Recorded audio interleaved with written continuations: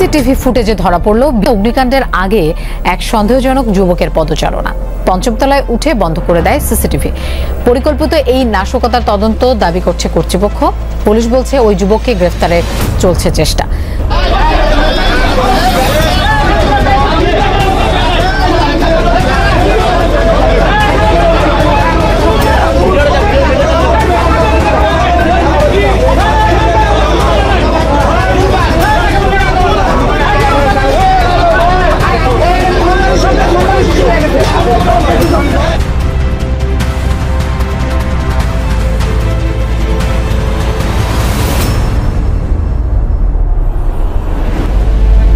রাজধানী বাইতুল মুকাররম জাতীয় মসজিদ মার্কেটে অগ্নিকাণ্ডের ঘটনা ঘটেছে। রাজধানী বাইতুল মুকাররমে আগুন, মানে যেই দিনে ভূমিকম্প ওই দিনে আবার বাইতুল মুকাররমে আগুন।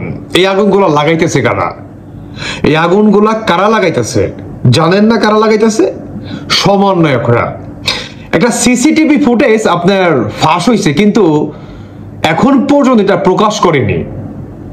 সেখানে সমন্বয়কদের দেখা গিয়েছে একদমই স্পষ্টভাবে। সমন্বয়কদের যেভাবে মেট্রো রেলে আগুন লাগাইছিল না, এখন তারা বাংলাদেশে আগুনও ধরায়। বিমানবন্দরে আগুন, চট্টগ্রামে আগুন, এখন বাইতুল মুকাররমে আগুন। বাহানা দিবে কি জানেন? যে ভূমিকম্প থেকে কারেন্টের আপনার শর্ট সার্কিট থেকে এই আগুন ধরছে।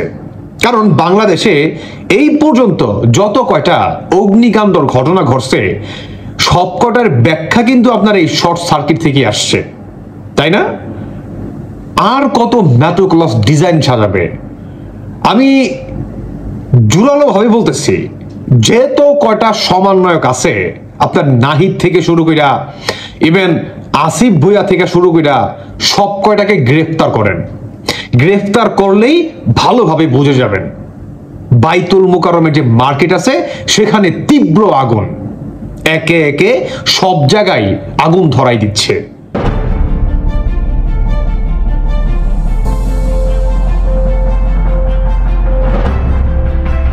স্টাফের ব্যথা পাইছে, মালিকেরা 50-60টা দোকানে ক্ষতিগ্রস্ত অনেক। মনে করেন কি ইলেকট্রিক আইটেম, ব্যাগ, সবজি, আতর এগুলো নিয়ে অনেক ক্ষতিগ্রস্ত হয়েছে এবং স্টাফের ব্যথা পাইছে।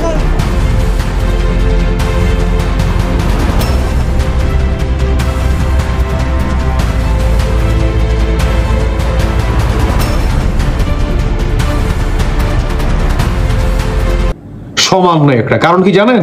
কারণ সামনে হচ্ছে নির্বাচন, আর এই নির্বাচনকে কেন্দ্র করে কোনোভাবেই যাতে বাংলাদেশের ফেব্রুয়ারিতে অনুষ্ঠিত না হয়, যাতে তারা আরো দীর্ঘ 5 থেকে 10 বছর থাকতে পারে।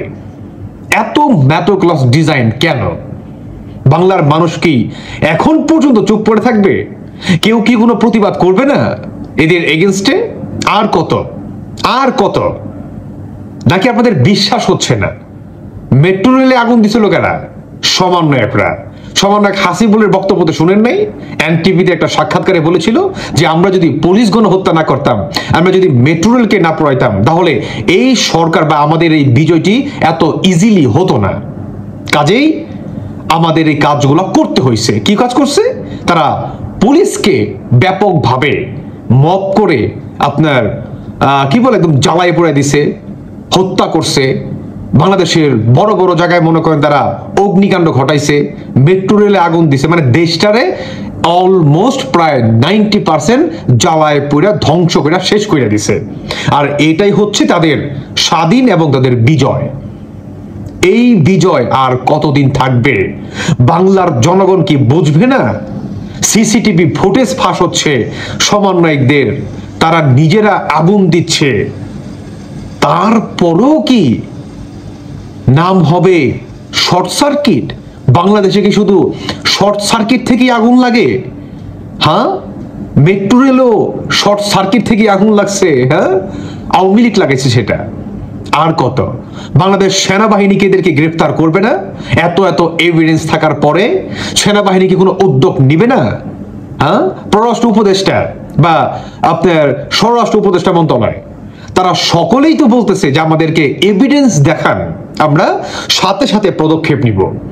আইন উপদেষ্টা গায়েবী আসিফ নজরুল আপনি নিজেও তো বলেছেন ও সরি, কার কাছে? মানে মার কাছে মাসির গল্প করতেছি আমি, তাই না?